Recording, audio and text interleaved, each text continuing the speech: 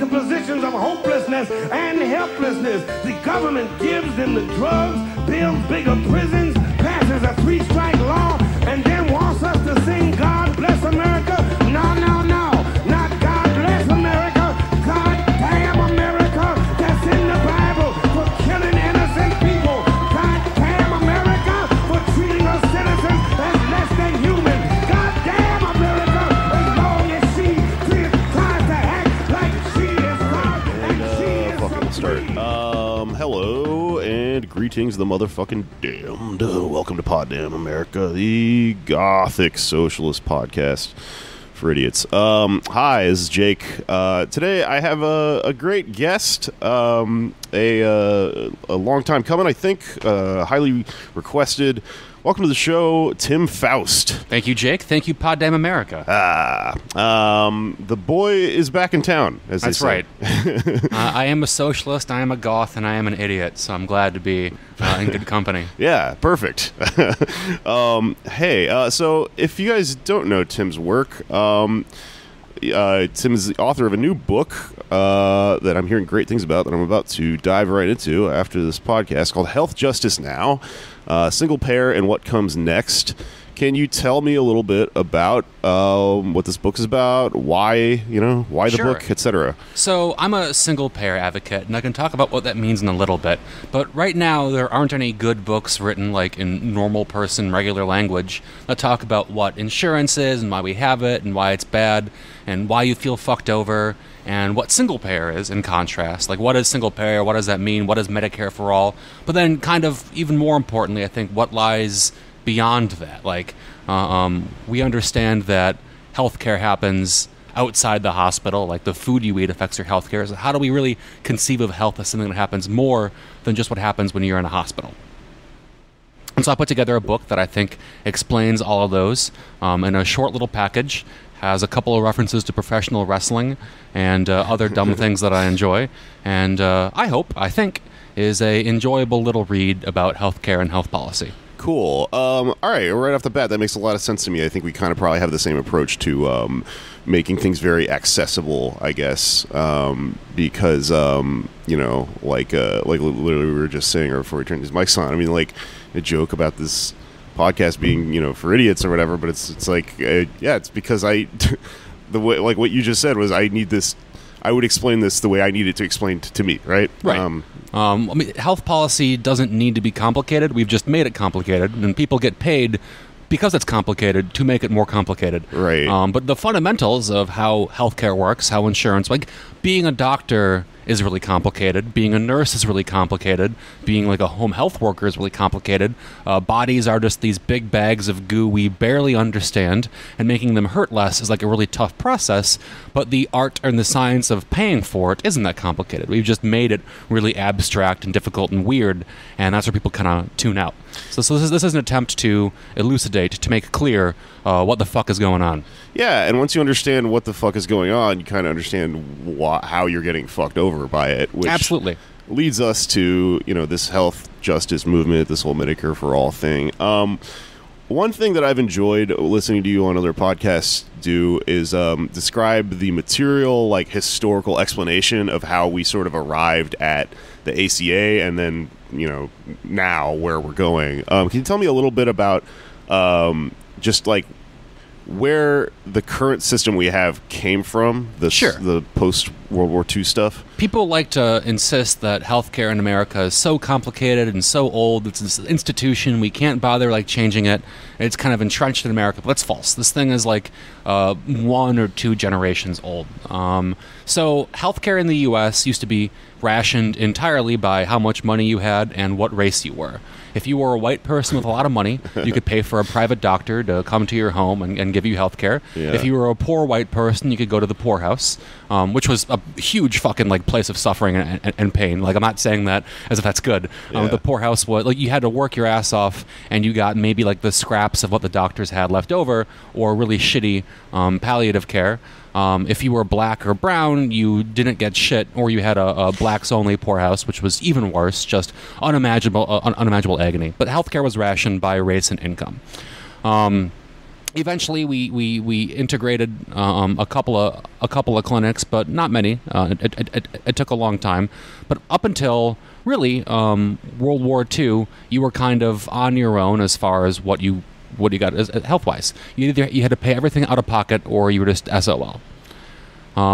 Pre-World War II, Baylor down in Waco, which is in Texas. Wacko, as they call it. Wacko, Waco. That's of course where the famous Colt massacre was. Yep. And it's home to another cool thing, which is the birthplace of insurance. A local hospital put together an arrangement with school teachers in Waco where they could pool together their money and receive health care at a discount from the hospital. They got guaranteed inpatient admission for, I think, $25, which is a lot at the time, but a lot less than paying out of pocket. They kind of banded together the first little insurance market. And this model took off. The hospital wanted this because that way they could survive the Depression by having guaranteed income and guaranteed patients. Otherwise, they'd have just empty hospital beds and go out of business.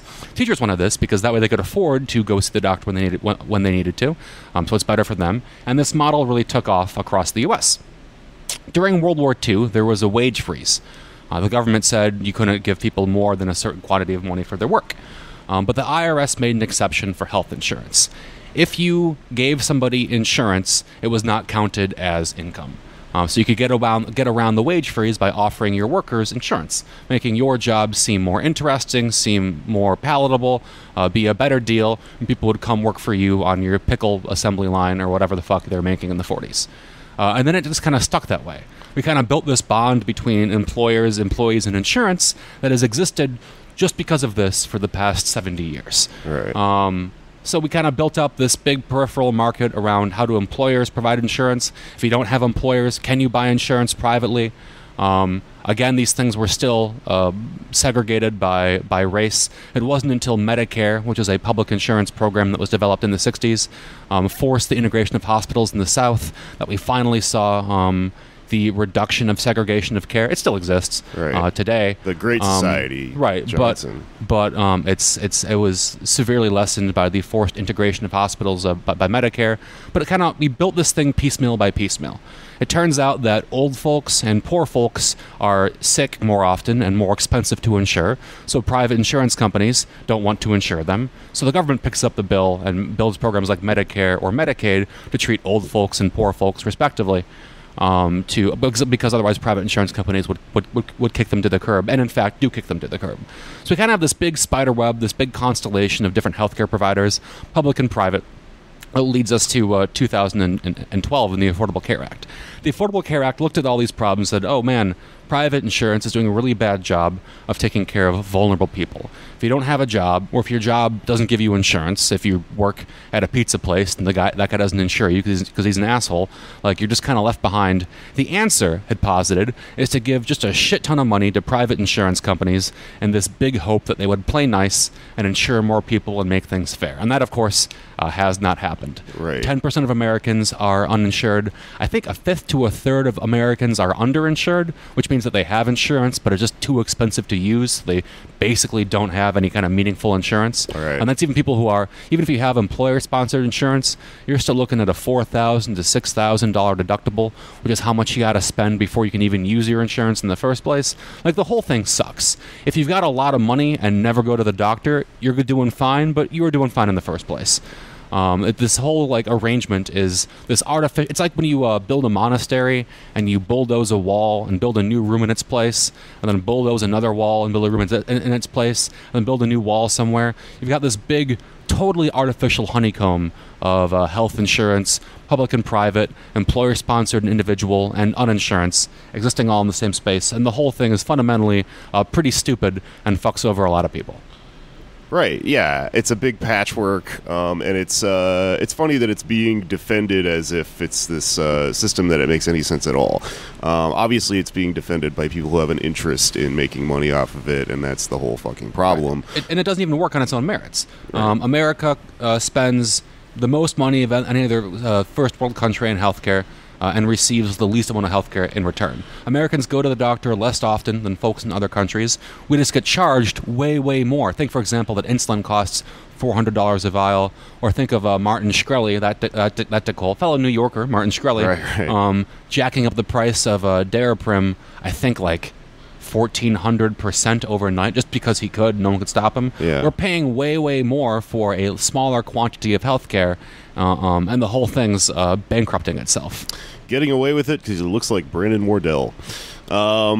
Yeah, and so obviously something that's interesting to me about the health justice movement and Medicare for All is that it is widely popular.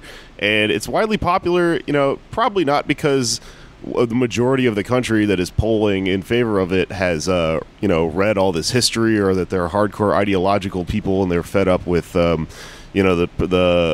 the capitalistic nature of the private healthcare system. It's just, there's an inelastic nature to healthcare, right? And so it doesn't take a whole lot for people to look at this system and go, well, this doesn't work, and I would like a better system. So it's this great gateway into explaining socialism to people, or it's sort of a land bridge to get to more radical politics. And so you've been traveling the country and doing presentations or doing talks about all this stuff, talking to everyday people whose experience with this has probably led them to throw their hands in the air and go, something else, right? We need something else. And that's why there's this Medicare for All movement. Can you tell me a little bit about your travels and what you get out of it? Yeah, totally. So for the past 2 years, I've been driving my 2002 Honda CR-V, which has 300,000 miles. I'm very proud of that. This car just won't quit, around the U.S. And the routine that I describe is that I wake up every morning, I drive 6 hours, I give a little talk about what we have, what we want, and kind of what comes next. And then people just come up to me and tell me the worst things that have ever happened to them in their entire life. People have lost their kids because they were too poor to afford the bills that the hospital charged them. They couldn't afford the co-pays, they couldn't afford the deductible. People are watching their kids get born into six-figure debt because they got a raise at their job and didn't report it to the ACA in time and lost their insurance and didn't know it. People are losing their wife or their husband because they couldn't afford, their insurance wasn't good enough, and they thought the hospital wasn't giving them the care they needed because they weren't going to make a profit off of it. I'm talking to folks that have to trade their insulin through Facebook groups with folks across the U.S. because their insurance plans cover the insulin that the other person needs, and vice versa. Just everyone is sick and tired of being sick and tired. Everyone's being fucked over in some way, or will be fucked over in some way in the future. Yeah. There's this phrase, temporarily able-bodied, that I like a lot, which is we all think we're doing fine until we get into a car accident, or we get cancer, or our girlfriend gets cancer, or whatever, and then we understand how frail and tragic the body can be. We're not safe in our own bodies. That's why we have insurance in the first place. Really, central to this issue is just the fact that we're all going to die. Right. And not in a quick manner either, Absolutely. And it's entirely impossible to afford your own health care out of pocket. No one can afford health care out of pocket, except for, multimillionaires, and honestly, fuck them, I don't give a shit. So we pool together money from everybody and spend it on building insurance pools, and that's like a good thing that makes sense. Insurance as a concept makes sense. Private insurance is a very bad way of achieving that goal. And so I try to explain this to folks, what single payer might look like, what private insurance looks like, and then I honestly just listen to a lot of folks and their stories. And so in writing this book, I tried to include, I did include a lot of other people's stories. Because, I can talk about, my health conditions, and that's, interesting to a small extent, but I can't talk about having a rare genetic health condition. I can't talk about being disabled. I can't talk about having a miscarriage. I can't talk about getting an abortion. I can't talk about being trans. And so I put a lot of those stories, I think, in context in a section of this book. But yeah, that's my tour. It's cool. a library of human suffering. Yeah. Well, it's interesting to me because I get a lot out of touring too, and it definitely does something to my mind that I think is really positive. I really enjoy it. I do feel like it shakes me out of a little atomized bubble that I'm living in, and but I, kind of do the opposite of what you do, which is I go around and I try to, I guess, if you want to look at stand-up comedy on some sort of clinical level, you're trying to manufacture happiness, which is a pretty gloomy thing to think about, but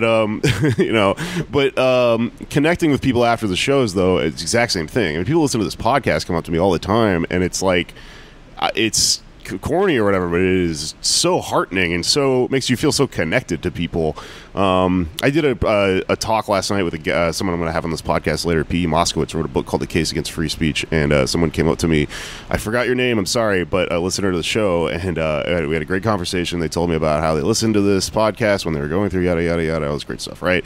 Very heartwarming. I also had a guy who was pacing around behind her. It was an old white guy with a polo shirt who was waiting to debate me about free speech, and immediately it just turned into him rattling off police statistics about Mike Brown. It was terrible.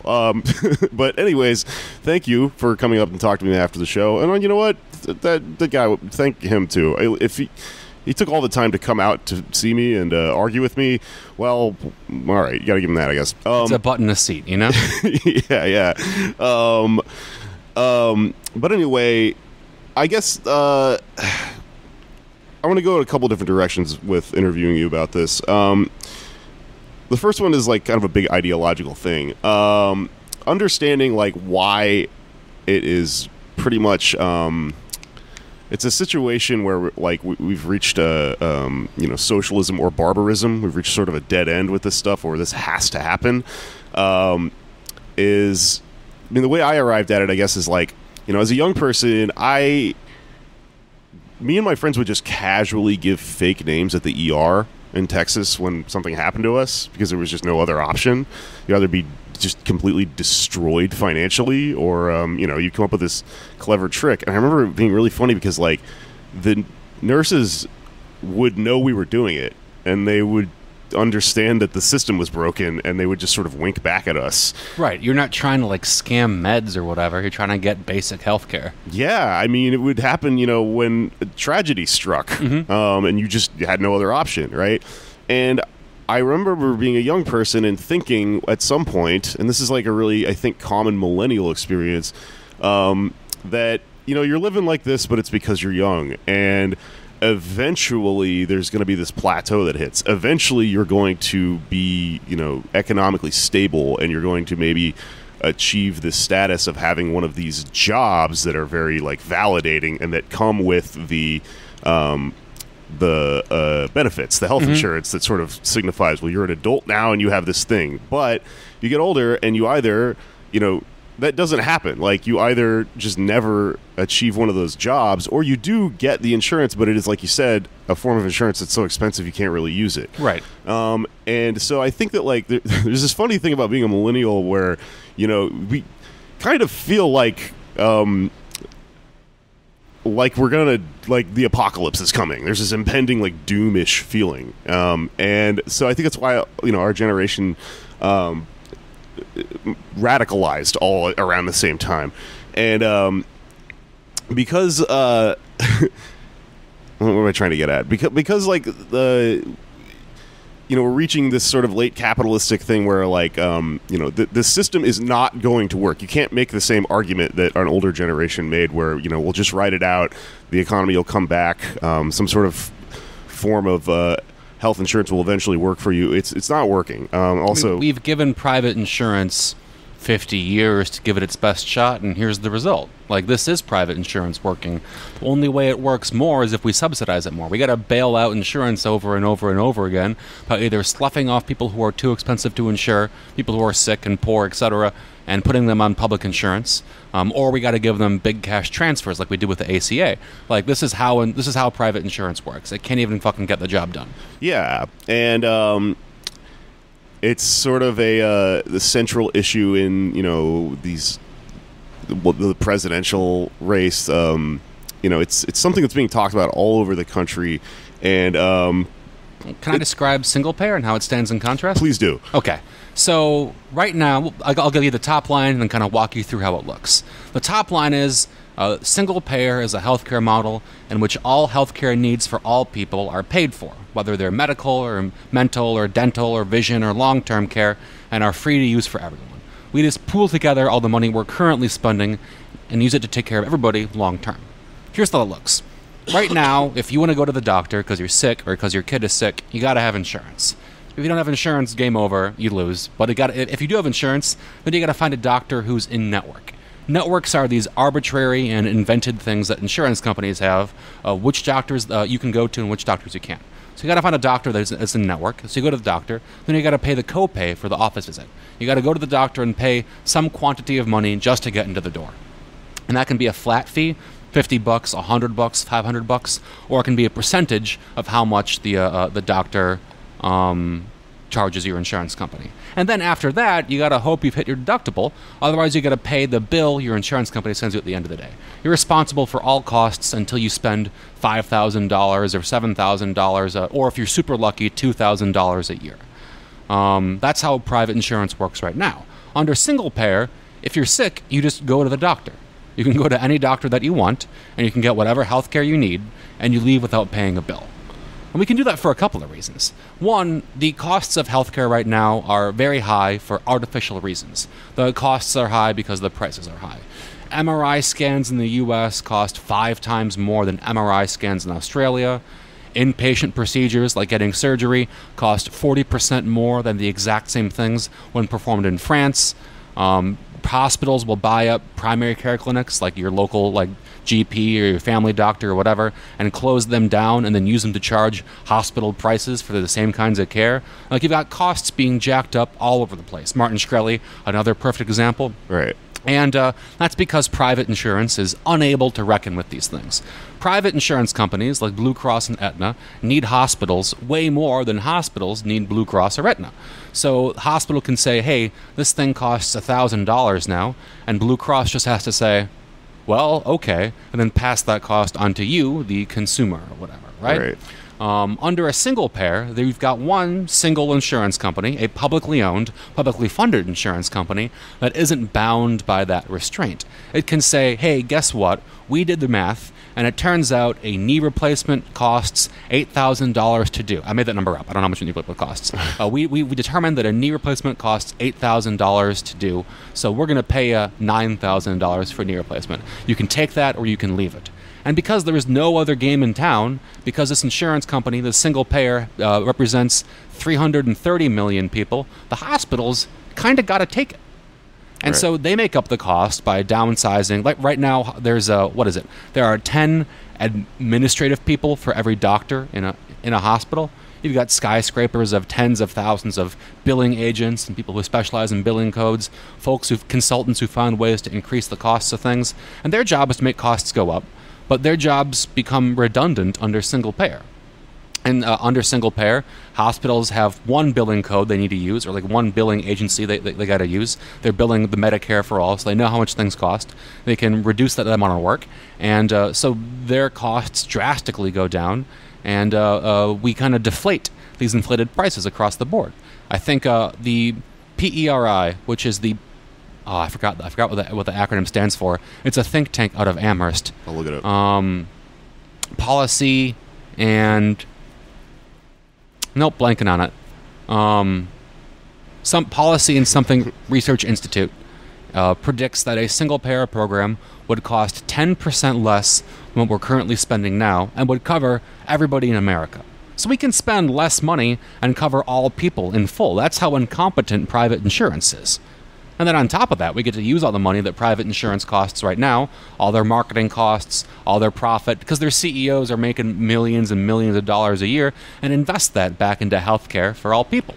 Right. Like, we understand that, like, the things we got to do to bring down healthcare costs long term. You got to reopen primary care clinics in rural areas. You got to build community health centers in poor neighborhoods. You got to pay the folks that do the work more money. Right now, there's 1.2 million home health aides, where folks that take care of you if you got a sick friend or a sick kid or a sick parent, and they're getting paid as low as $7.50 an hour in some states, so they can't even afford their own insurance. So we can pay those folks a living wage. We can invest in the people that do the work.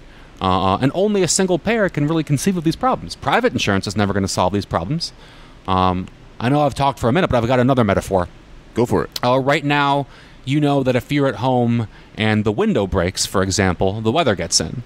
And if the weather gets in, the heat gets in, the cold gets in, the smog gets in, whatever, you get sick. And if you get sick, or if your kid gets sick, you got to go to the doctor. But if the local clinic was shut down, or if it's far away, then you got to go to the hospital.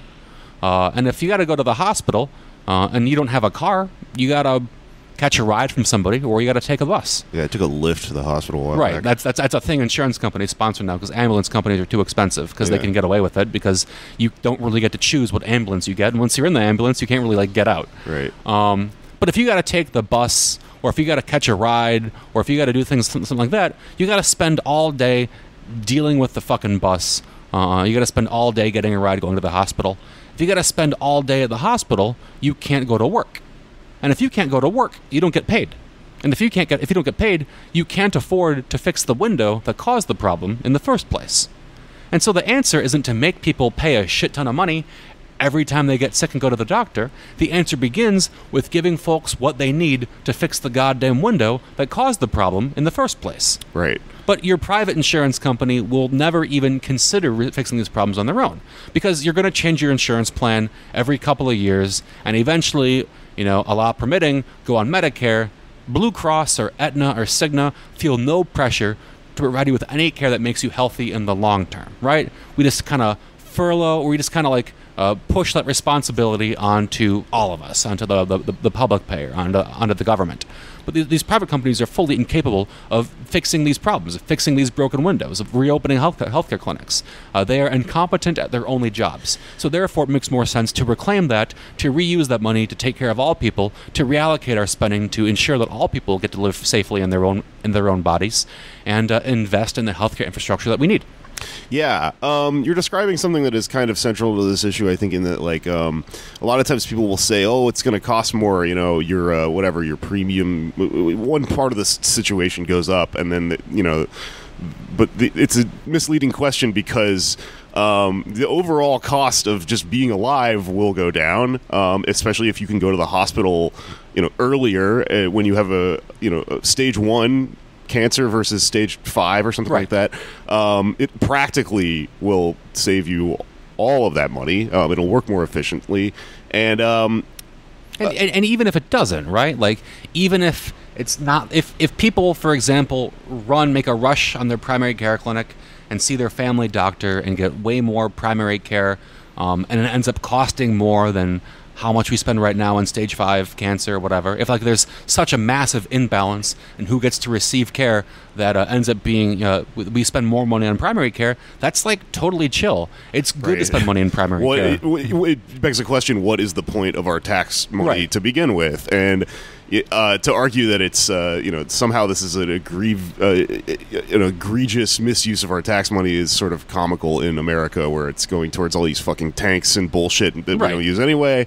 For every dollar the government spends on healthcare, it receives $4 in return. It creates jobs, it creates economic activity. Right. For every dollar it spends on war crimes, it loses, I think, 5 cents. This is a really, investing in healthcare is a very high return public investment. It is the right thing to do, and it's the economically smart thing to do.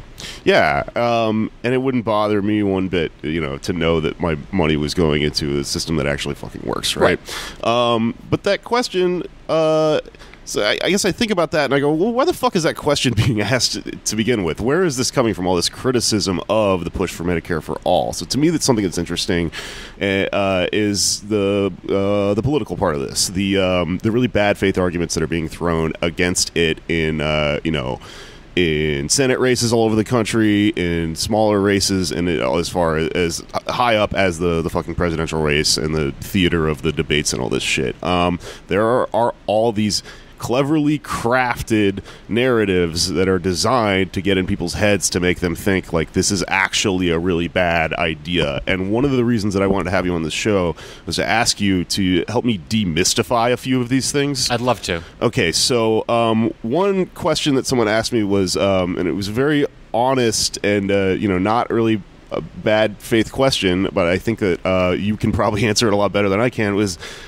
in a single payer system, in Medicare for all,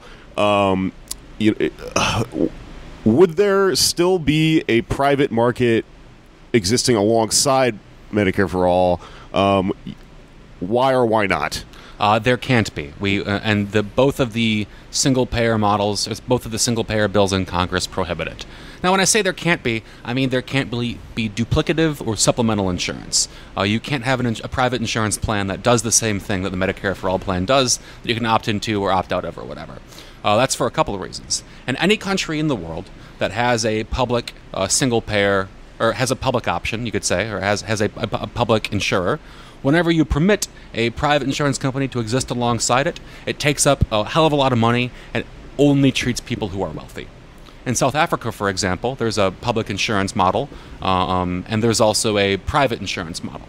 And private insurance it offers things like luxury suites. Some hospitals contract only with the private insurer and then charge them more money than they can charge the public insurer. So rich folks tend to buy private insurance and opt out of the public insurance model.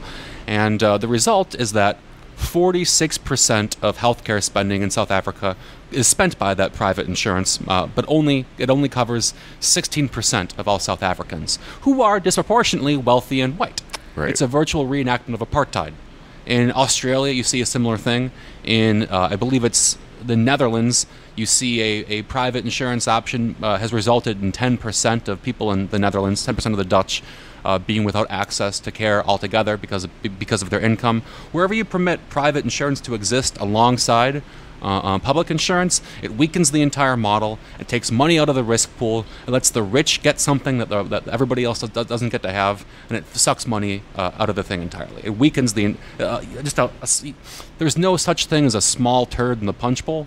You know what I mean? Yeah. Like just a little bit can ruin the entire thing for all people. Right. Now there is like accessory insurance that like might exist for things that aren't covered under single payer. For example, cosmetic surgery without any medical bearing. A nose job, for example. Maybe there'll be nose job only insurance, which is like a real thing that could exist. Sure. And those I don't like, but I don't think you can like make them not exist. That might still exist even under single payer. And there's a difference between cosmetic surgery for people who are getting gender reaffirming surgery and people who just like are getting cosmetic things. Right. Nothing wrong with cosmetic surgery, but I don't think it should be covered under a single payer. Right. Same with like there should be a separate system for extreme body modification. Yes. People who want to get like light up things in their eyebrows and right, shit. or like the lizard man. Yeah. Eric.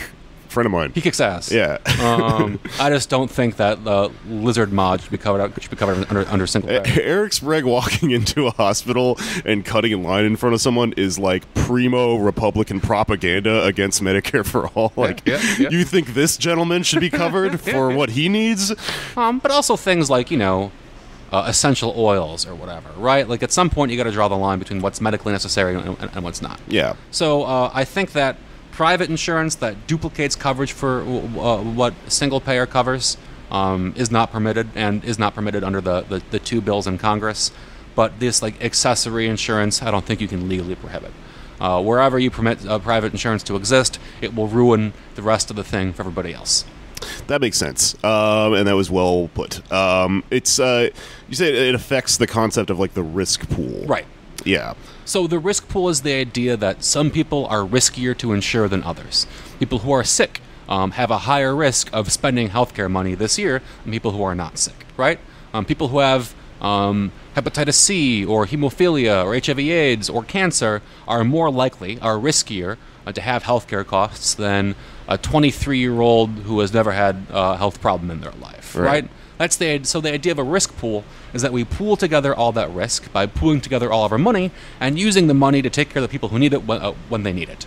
And the larger the risk pool, the wider those costs are spread, and the lower the average per person costs, right? You want everybody to be in and nobody to be out, because once you begin letting people opt out of the risk pool, it's going to be the wealthier and the healthier folks, which means that the remaining pool, think for example of Medicaid, is going to be poorer and sicker and more left behind. Therefore, their risk pool is going to be more expensive, and therefore they're more complicated to take care of, and their costs go up as a result. This idea of the universal risk pool is that we all jump into the thing together, and you get to do it knowing that when you are sick, and when you are unwell, and when you are expensive, when you get into a bike accident, when you're doored by a cab or whatever, you will also be taken care of.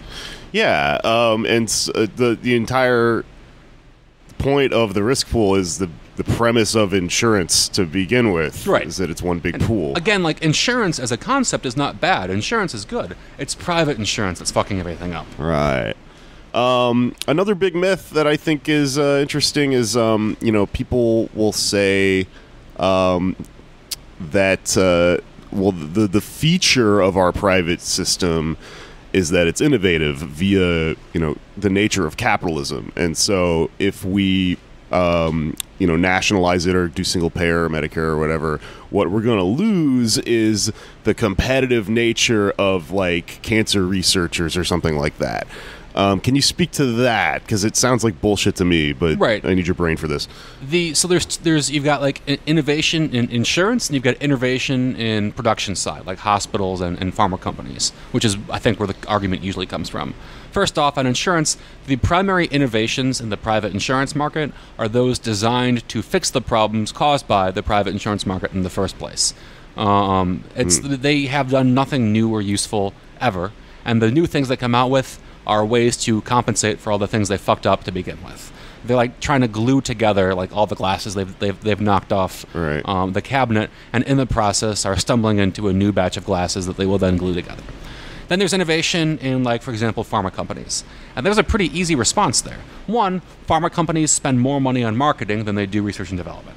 I think it's like a multiple. They spend way more money on on marketing than they do R&D. Right. So the real innovation is finding new ways to make us pay more money for drugs. Right. For example, Daraprim's EpiPens now cost several times more than they used to cost even 10 years ago. The woman in charge of that, by the way, is the daughter of a senator, Joe Manchin's daughter. Oh. Drug companies invent new kinds of drugs. And drug companies will often invent drugs in search of a need. They'll take a drug that currently exists, change one molecule, invent a new drug, and then kind of throw it at the wall to see what it can do, and then market it for doing that. Right. That's not really innovation. And the things that really make a big difference in, like, the complicated kinds of healthcare, your cancer drugs, your really innovative public health drugs, come from public research institutions. It's some underpaid or unpaid grad student in a lab somewhere who writes a thesis and then gets the research bundled and sold by the university to a pharmaceutical company at a profit. That's where a lot of the real innovation comes from. And I think this exposes a need in America to make public our health or our pharmaceutical research. I think we need a public pharma company that makes generic drugs for everybody to use and doesn't sell it at a profit. Right. There's no reason we should let these private companies jack up costs willy-nilly whenever they want to. I mean, a perfect example is the opioid epidemic, right? Like, that's the biggest innovation in pharma research in the past 20 years. Yeah, they spent a lot of money on advertising. They made like a jazz record about that shit. So MS Contin existed. MS Contin was OxyContin's, you could say, parent. Mm-hmm. And then in the mid-90s, the patent on MS Contin was going to run out. So they went to the lab, pushed a few buttons, changed MS Contin into OxyContin, and then launched a massive marketing campaign. And the result is an epidemic that kills dozens of people a day, thousands of people a year. That is the primary innovation in the pharmaceutical sector. Right. So if we end up losing that, I say, like, good riddance. Right, yeah. I guess the conservative myth being that the innovation is always is motivated in terms of solving problems and curing diseases, when in reality the innovation in capitalism only ever can serve to just to make more money. Right. And then anyone who gets killed in the process be damned. It's right? a by hook or by crook kind of process. Yeah. They are innovating, they're just not innovating in ways that are good for the rest of us. Right. Yeah, I guess what they'll try to tell you is like, well, all these other countries are using our great cancer research or whatever. Is that true? I mean, is there a point to that? Like, I guess the narrative that gets thrown at us is that well, our system may not take care of as many people, but like the only reason these other countries that have more universal systems are functioning is they're benefiting from things that are like bubbling out of our innovative research. Is that true? That has yet to be shown. Yeah. I mean, pharma companies aren't selling drugs for $3 in India that they're selling for $80,000 in the U.S. because they're trying to be benevolent in India. They're making a profit there. All right. They're not like they're not trying to like undercut the pharma market in India or whatever by offering these drugs cheaper than it would cost to afford. They're making money at the end of the day, Right. and because there's such bloated costs in the U.S. They can afford to have those costs jacked down a little bit, or a lot of it actually, just through basic negotiation. Right. I mean, like a good example is the Hep C drug. The Hep C drug, if you are a private insurance company, costs 6 figures. If you are Medicare and you're not allowed to negotiate drugs, but you do get like a benchmark price, it costs $80,000. If you are in the State Department, it costs $24,000. So you've got a 10x spread across the prices in the for the Hep C drug in the U.S. And they're not losing money on the $24,000 either. They're just making way more money when they charge it for $200,000. That makes sense. Let me ask you another question. This is kind of a specific one, so I'm not sure if you're going to know this stuff right off the dome. But okay, so there's this thing going on in Denver regarding over-the-counter birth control versus the ACA. Senator Cory Gardner tweeted, "Safe and effective contraception should be available over the counter without a prescription. I'm proud to work with Senator Joni Ernst to drive home the cost of contraceptives and help more women have access to their medications on their time." To which someone replied, "What Senator Cory Gardner fails to mention is that over-the-counter birth control without a prescription means you pay out of pocket. The ACA provides copay-free access to birth control prescriptions. This is pretending to care about women while actually driving up profits for the health insurance companies." Can you explain what the hell's going on here to me? Yeah, totally. So basically it's pay to play. Sure, the ACA lets you get prescription-free contraception over the counter, but only if you are insured in the first place. So if you're a person who isn't insured and you need birth control, you still got to pay out of pocket. You're left behind, basically. Yeah. This means that, in a certain sense, private insurance companies are the ones who benefit from this policy, because if you want this thing, you got to be in private insurance. Yeah, that's the long and short of it. Okay. This kind of like progressive plan only applies to you if you can afford insurance in the first place. If you can't, sorry. Like a real program intended to benefit people who can get pregnant and give them contraception would have a subsidy program for people who are uninsured. And until that exists, you are just privileging one class of people who can get insurance over people who can't. Great. Okay, now it makes sense. All right. Let's see. Is there anything else really big we should get to before we start talking about something much dumber? I want to talk about health justice as a concept. Please do. My book is called Health Justice Now and not Singlepayer Now for a reason. We understand that only a fifth of the things that happen to you, your health outcomes, are driven by what happens to you in a hospital or a doctor's office. A lot of the things that affect your health are things that happen in your regular life. Your housing, your food, your income, things like that. But right now, nobody bears the costs of, nobody's really invested in making those things better. Medicaid is, because Medicaid has to bear those end-line costs. That's why New York Medicaid invests, not enough, but does invest in affordable housing. Or in Indiana, I know they work on transit. But nobody right now in the fragmented private insurance model really gives a shit about whether you're going to be healthy next year. They care about whether you're healthy right now, or really they care about whether they got to spend money on you right now. But under a single payer, now you are building a single actor that both pays for the costs of you receiving care right now, but also bears the costs of what happens when you don't receive care in the future. Right? Let me put it to you like this. If your people are getting sick because they don't have a place to live, and you die of exposure way faster than you die of stage 5 cancer, or where they live has mold or water in the walls, or it's flammable, it's otherwise unsafe, then really investing in housing is investing in healthcare. And if you want to bring healthcare costs down long term, you've got to provide folks with safe, affordable, or even social housing in the long term. Same with food. If people are getting sick because they don't have access to healthy food to eat, it's not profitable to sell the poor person fresh food and vegetables, and so they're getting diabetes or things that go alongside diabetes like heart failure, then investing in food is a way to invest in long-term healthcare costs. Giving people affordable or free food options and the time, space, and materials to prepare them, that's how you bring your long-term healthcare costs down. This is a vision of a world in which healthcare is much more complicated and intricate and expansive than just you going to the doctor and you getting a shot or you getting a Band-Aid, right? We understand that healthcare outcomes differ not by race, but by exposure to racism. A black man and a white man with the same insurance plan and same amount of money will get different levels of quality of care based upon their race. There's been studies done at, I think it was SUNY Downstate. I looked at black men and white men of the same age getting cardiac failure. Black men both got worse care and more bad care than white men. Some care is deleterious. Some care is not good for you to receive. Some procedures are not good for you to receive than white men, even in the same facilities. Right. So combating racism is a fight in the fight for health justice and health equity. Same with income. Poor folks get worse health care than rich folks. Poor children die of things rich children don't die of. Rich men get to live 15 years longer than poor men. Rich women get to live 10 years longer than poor women. This is just how this thing is rigged against us. And so the fight against income inequality, the fight against capitalist exploitation, is also a parallel fight in the fight for health equity. That's what I term the phrase health justice. This kind of all-encompassing idea that all these things are interrelated and all of them have consequences in our bodies. The right to be safe or the fear that you are not safe in the body in which you exist. And so a third of the book is dedicated to a kind of exploring these concepts. And that's cool and all. Single payer doesn't solve all these problems, doesn't solve them overnight, but only a single payer can be used to begin addressing these problems. It is our first piece of leverage against this big fucking boulder.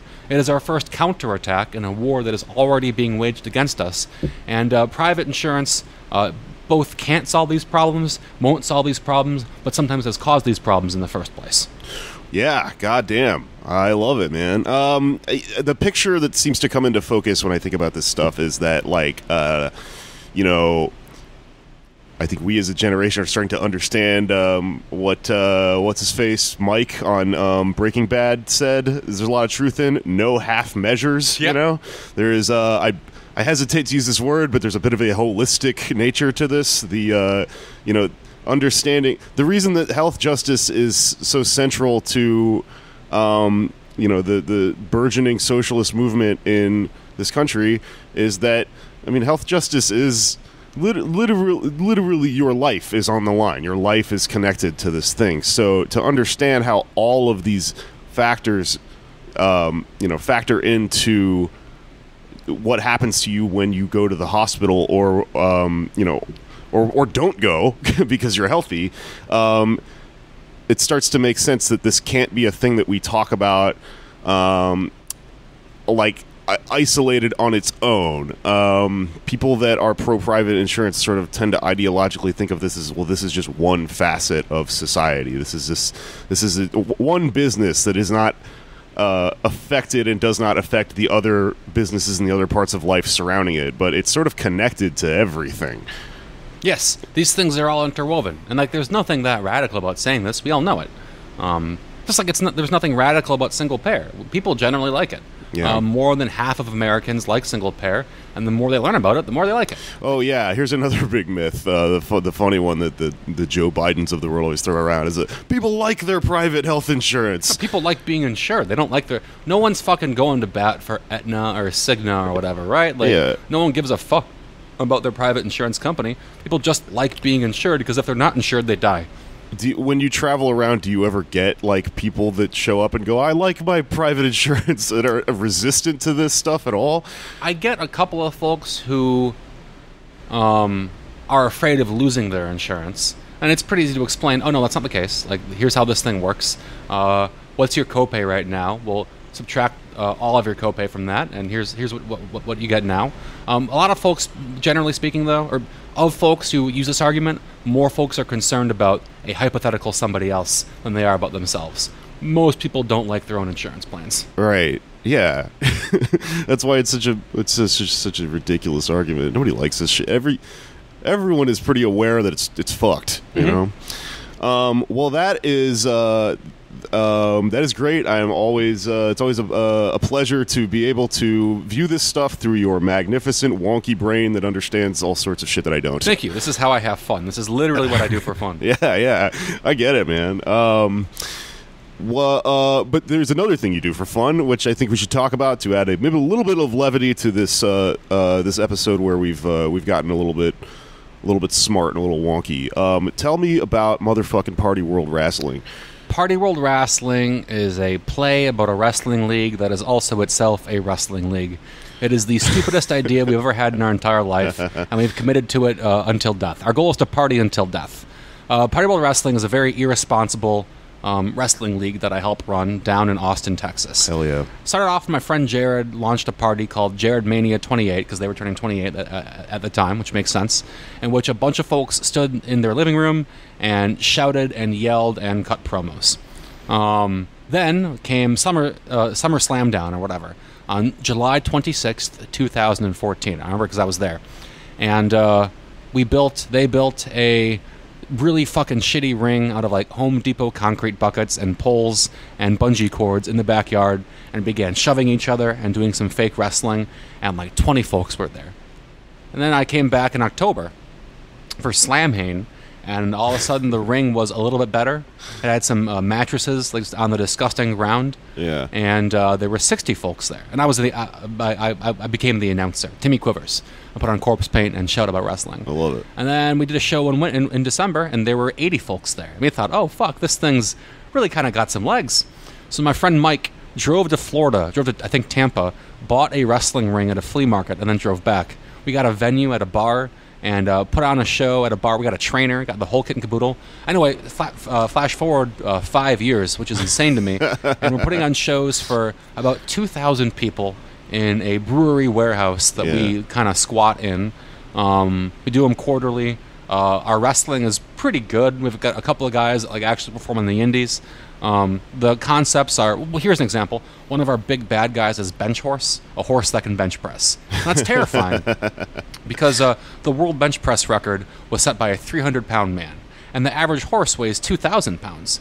So if a horse could bench press, it would be America's most unstoppable killing machine. And unlike you or I, horses don't have a conventional sense of morality. Horses don't know what's right or wrong. Yeah. All they know is blood. And so this horse is a wrecking ball that slaughters anybody in its path. We've got Skip Rathbone, a legally human game show host. We've got Hot Dog, a crust punk. We've got all kinds of we've got Alexandra Cage, who's like a blaxploitation character. Her shtick is that she's doing it for the kids, fighting for the local neighborhood, that kind of thing. Yeah. She's got a baseball bat wrapped in barbed wire. She kicks ass. Shit like that. Cool. We put on these big shows where we hurt ourselves for entertainment. Everyone gets drunk. We've got a lot of lore, a lot of deep mythology, and the party fucking rules. I love it, man. Hopefully one of these days when I'm down in Austin. Yeah, check out pwr.website. Hell yeah. My final question is this. You're a metal guy, right? Yes. What are you listening to lately? Oh shit! I was listening to. Let me take a look what I was listening to on the way up. Okay. I'm not the biggest metal guy, but I try to dip my toes into it now and then. I'm more of a I'm close, but I'm more of a goth, like post-punk. Oh yeah, for sure, and that's important and good. I like that too. Yeah. Boy Harsher is I think my band of the year, and that's like in the goth post-punk category. Cool. On the way up here, I was listening to Blade Killer, which there's like this trend right now of bands that are kind of like trying to recapture the music of bands from the 80s. I saw Iron Maiden in concert on the 27th of July, and it fucking ruled. It fucking kicked ass. Yeah. So Blade Killer sounds a lot like Maiden's guitars. Oh, cool. Which I think is rad. If you want the best, I think, like leftist metal, there's two bands that come to mind. One is Dawn Raid, RAY''D, which is a British anti-fascist anarcho like black metal band. Cool. They're extremely good. They write songs about like killing Nazis and shit, which is good. Yeah, badass. Along with like Neckbeard Death Camp, who are a little bit of a harsher sound, but they rule.